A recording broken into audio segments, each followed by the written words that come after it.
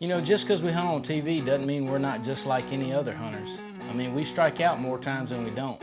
Well, the problem is we gotta have some kill shots in these shows, or it would basically be like a football game with no hits and no touchdowns. I mean, which basically makes it like baseball, which is a strike away from being soccer. You know, in order to create a season worth of Red Arrow TV, we end up filming about 6 months out of the year. Now, what you guys typically see is just the highlights. That'll make those weeks and weeks and weeks that we hunted worth it. The season folder alone is 3.47 terabytes of information. What that averages out to is about 292 hours of footage at 1080p that our producer Josh has to go through every single minute of those hours and scroll through and look and find all the best footage to turn it into a 22-minute TV show. So a lot of those hours hit the cutting room floor when it comes to edit time. That's getting deleted. In fact, it's roughly about probably 285 of those hours never get seen by anybody but us. So on today's show, we're gonna show basically all the things that we went, man, you know, I'd really like to put that in the episode. We just don't have anywhere to put it, or whatever the case may be. And a lot of this stuff was picked to be in a given episode, and just through, you know, time constraints, we had to cut a lot of it. I believe that might be the first, those are the first two bow kills of 2014 for us. I mean, there's never before seen kill shots, there's never before seen hunts, there's a few things, you know, about the season that were some of my favorite things that happened. We're gonna show you all that stuff, and plus a little bit more, maybe even a sneak peek. I can't believe it, I can't believe it. Just kill your first bull. And just combine all that footage that we got that's really good and kind of make a hodgepodge show to show everybody all the cool stuff that nobody's ever got to see till now. In case you can't tell, we're getting a little giddy. I'll make the outtakes. Getting a little giddy right now. Now this season we kicked it off in Montana and had a great hunt, man. My dad killed his first buck. I got to shoot a nice 10-pointer. We just had a great time out there with Cody and Jordan. But what you didn't see is right before that, we went to Nebraska for our first ever spot and stalk antelope hunt. We're fixing to strike off into the wild prairie here and go on our first pronghorn hunt. And I gotta tell you, man, out here in this part of Nebraska, in the sand hills, when you get up on these, like, it just looks like desert with a little bit of grass as far as you can see. And you're like, man, I can see 100 miles and I don't see an antelope. Hey, I'm lucky as a seven. I dance to my own tune. I may not get to heaven, Lord, for the wicked things I do. If you want to walk in my boots and take all that I took, oh, it ain't as easy as it looks. Oh man, I'm quickly realizing that antelope hunting with a bow and arrow in this open country is pretty tough. We were just discussing how lovely it would be if we had a modern firearm with a telescopic sight. If you quit, that's what you get, 'cause you couldn't take the pain. I ain't never had it easy, that's just the way it is. But if circumstance opened up the chance, I'd do it all again. Hey, I'm lucky as a seven, I dance to my own tune. I may not get to heaven, Lord, for the wicked things I do. If you want to walk in my boots and take all that I took, oh, it ain't as easy as I think he's got us pegged.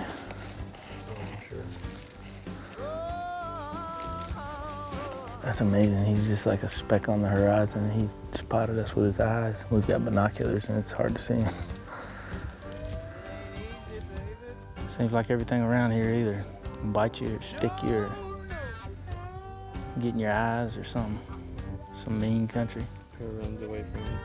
Or runs away from you. I wish the antelope would try to kill us. If the antelope would try to kill us, we could deal with that. Problem is, antelope in this great wide country seem to be very elusive. Not the easiest hunt in the world. Not that you want an easy hunt, but I like to get a shot at something. On the last day, we did get within bow range of a good one. And by a good one, I mean he had horns, and by bow range, I mean about 75 yards.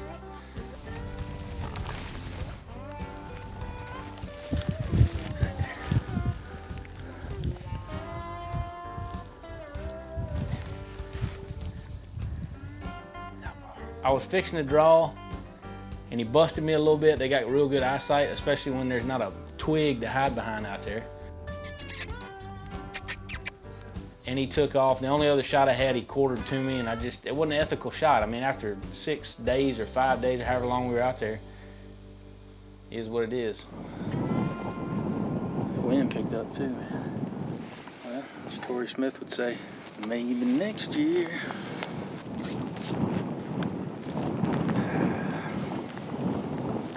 You put us on it, man. I appreciate it, brother. Had one opportunity. Sometimes that's all you get. You got to get it done when it presents itself. Right after the antelope hunt, we went on another cool hunt. Steve Decker from the Elk Foundation set it up. We were really excited. I was getting to bring Pops with me. He was going to try to shoot his first elk or see his first elk. You know, then it was on to the deer hunt. Montana, first day, baby. This place is gorgeous, man. We've seen our first bull. He's a stud. He's moving his cows up into this draw right here.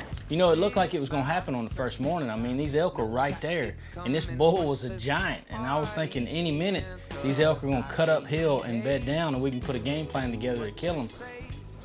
No, they're 214. We gotta go. We gotta drop back down off this mountain. I mean, heck, we paralleled them for hundreds of yards. Things are fast. But they just got ahead of us. I mean, these suckers are fast. They can move through the mountains. They live there, and unfortunately, we don't. You try to break me down, but you ain't winning this one, honey. No way, no how. 'Cause I'm too damn proud for your ball and chain. He might do We something. go round I don't think and around. And they just outran us that day. Well, Dad was down there in the ground blind, and he had himself a close encounter, man. I thought he was gonna get it done. This bull was coming right to the ground blind, but just so happens the elk circled around behind the ground blind, never offered him a shot, and then, I mean, man, we didn't see an elk for the next few days. This big old thunderstorm set in on us for, I should say, about 3 of them, and we're kind of surrounded by thunderstorms right now.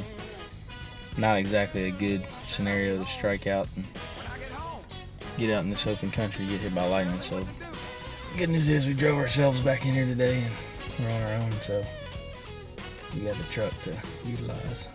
As often happens with people that grew up in the country, if it's legal to kill it and it walks out and you can fry it in hot grease, as my buddy Michael Waddell would say, then we're probably gonna just turn whatever hunt we was on to whatever hunt is in front of us. High winds out here today, man, like gusts of, I don't know, I'm guessing it's probably 40 or so, or more.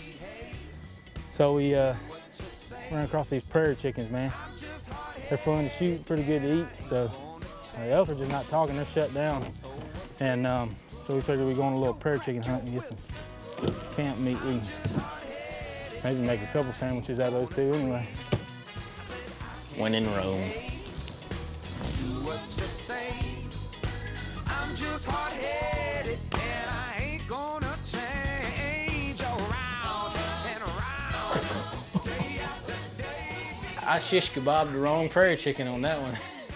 I shot right through one's feathers and shish kebabbed one on the other side of it. Hard-headed and I ain't gonna change.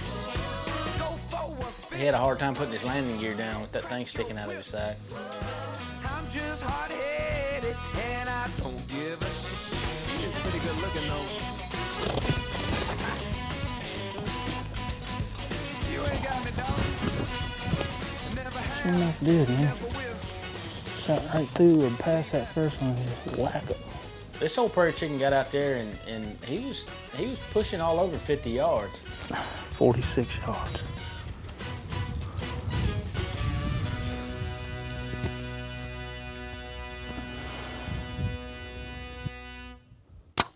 Yeah, yeah, yeah, look, my name. 45-yard headshot. Prairie chicken down. Hey, we might not have killed an elk that week, but we had fun. Shot some prairie chickens. Well, we're killing something, man. We've had some hard luck with the elk hunting this year. A few things that are outside our control have happened, but we're gonna get after them. We're gonna go down in here and see if we can't stir one up. I've been practicing my calls, got my flex tones rocking, so it was sounding good yesterday. So got it all figured out. We're gonna fry him up tonight, probably. Well, I tell you this, we may not have been getting on a trophy elk, but we're not gonna starve to death.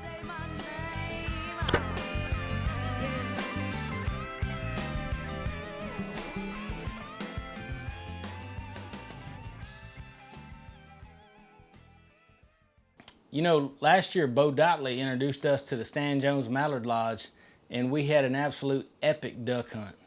Now this year, me and my buddy JP, his family owns a little mom and pop store you might recognize called Bass Pro Shop. One of the coolest cats I've ever met, man, just down to earth as he could be. And we went out there and we got the bright idea that we were gonna shoot these ducks with a bow and arrows. This is gonna be difficult. Out of this blind like this.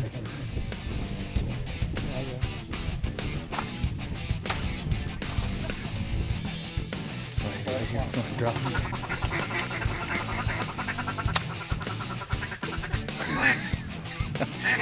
It is not like you think it is. I swear. I needed to aim about 5-6 feet higher.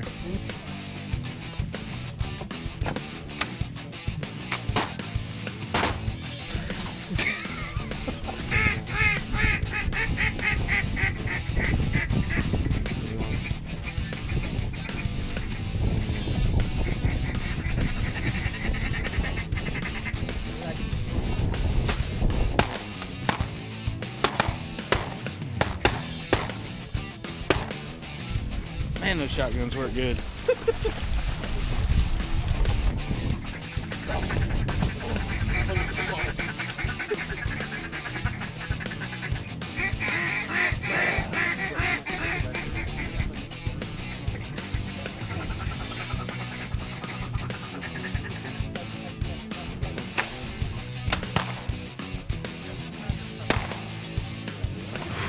We're not going down eventually. Everything I'm putting at those ducks is Too far behind them. too far this way. Downwind. Yeah, because I need to shoot into the wind a little bit.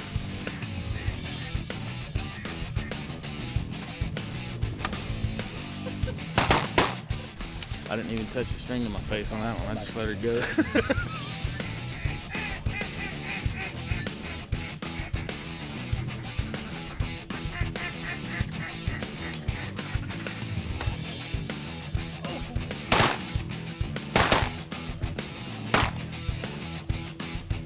Starting to get frustrated. That's tough. That's way tougher than this. If the ducks were just dumb enough, we could just stand here at full draw. I think it'd be a lot better.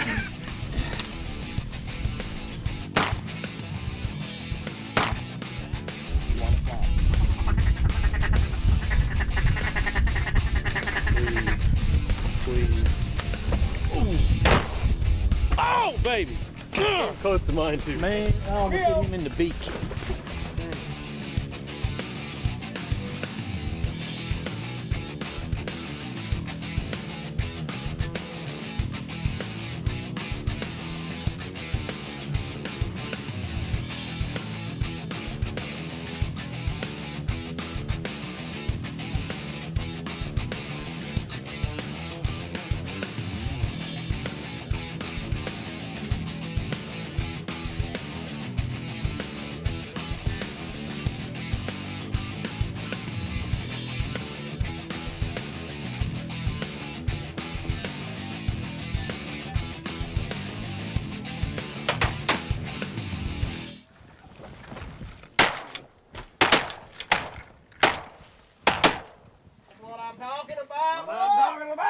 I think you guys are winning. Is that what fun sounds like when we ended up on that? It sounds like fun. Woo! Y'all ready to crack them balls in?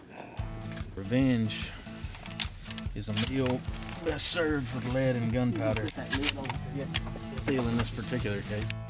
We eventually switched over to the shotguns, but we had a great day of duck hunting with Stan Jones, as we always do. But then a freak ice storm blew in and froze over all the rice fields and cut our hunt short by 2 days. So, you know, that's why you guys didn't get to see the full Stan Jones experience this year again. I mean, we had a great duck hunt.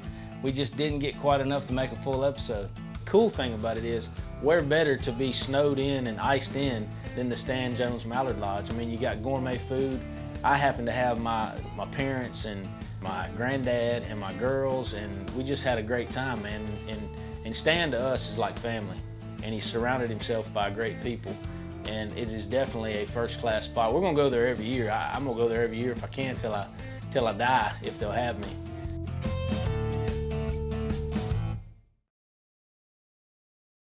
You know, every year I go down and see my good buddy Bobby Fleckinger from Diamondback Firearms, and whether we're building guns, riding airboats, killing alligators, shooting hogs, whatever we're doing, we're having a good time down in Florida. And this year, I decided to bring one of my best buddies in the hunting industry, Tombo Martin.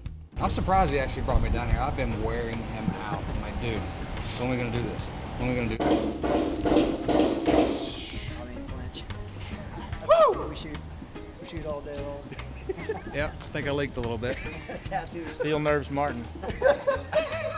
Well, the plan for the week was to come down to Diamondback, test out some of their newest guns, then head over to Archery Outfitters, try to shoot a bunch of hogs with our bow and arrows, and then film a wild game mini skit. So we had a lot on our plate, man, and I was looking forward to the week. So now we install this because your gas hole has to be in line with this. Right. Yeah. The gas, actually it is the gas hole. Yeah. Anyway, that's a good one. You can see in all the products that he builds, from his airboats to his firearms, he is a perfectionist, and he's gonna beat you any way he can. If you're another gun manufacturer, I'm sorry. This is the CMM, this little robot thing here. Yeah. It'll check within 50 millionths of an inch. You check 100%. You check all of them? Check every That's part. unreal. Yeah, That so all is- this goes that into a is data intense, system. man. It tells you that 0.00103, so 1,000ths out of spec. As low tech as I am, I pictured a bunch of guys sitting in here with like calipers. We used to Oh, do that. sure. It Which used to is be- probably the it way, used to be yeah. calipers and pins and, That's, and all this. now you got So robots. He's got a new 308 that just came out. He's got a new 40 cal handgun that came out. How many of these, do you have like a bunch of them out yet, or is this like the first prototype That's or whatever? the first This is the first, cool. That's the first 40. completed? I've got the 9. He's got the Gen 2 full-size 9mm handgun. You're not gonna find a better functioning gun though, man. I've shot it. A couple of my buddies that are in the special forces have shot them, they love them. So after Bobby gave us a tour, showed us all the new guns he was building, we hit the range and got to shoot a lot of ammo. We was trying to melt the barrel, son. Oh my gosh! Yeah, ain't nothing quite like it. Yeah. Hot bag. Yeah, this is still America, at least for a little while. Well, forever, if that has anything to do with it. We were planning on making this trip to Florida an entire episode of just me and Tombo shooting fully automatic weapons and killing hogs and doing all kind of crazy stuff, but it ended up, we had a hard drive malfunction, lost all the kill shots. We lost like day 2 and 3, completely gone forever and ever and ever and ever. Trying to raise the difficulty level a little bit every year. So Right. it's getting crazy. You gotta be innovative nowadays. Yeah, it's Figure getting out of yeah. hand. Next year's gonna be a Jedi mind trick. I tell you what, man, I'm glad we got to make this show because we had so much great content this year. It was a shame to see it all hit the cutting room floor. And the fact that we did have this much content to cut just shows you what a great season we were blessed with. And man, we really appreciate you guys watching the show. We have a lot of fun making it. You know, we do the best we can to make it as action-packed and realistic as we possibly can. Thank you to everybody that helped contribute to making this season a success. And we're looking forward to next year's season like no other, man. We have got some exciting hunts planned. We've already got a couple hunts done. Also, my daughter Addison, my 7-year-old daughter, killed her first deer ever on video. Super pumped about the potential that this season holds, and hopefully you guys will stay in touch with us on social media. And, you know, we'll be right back here next year, right here on the Outdoor Channel.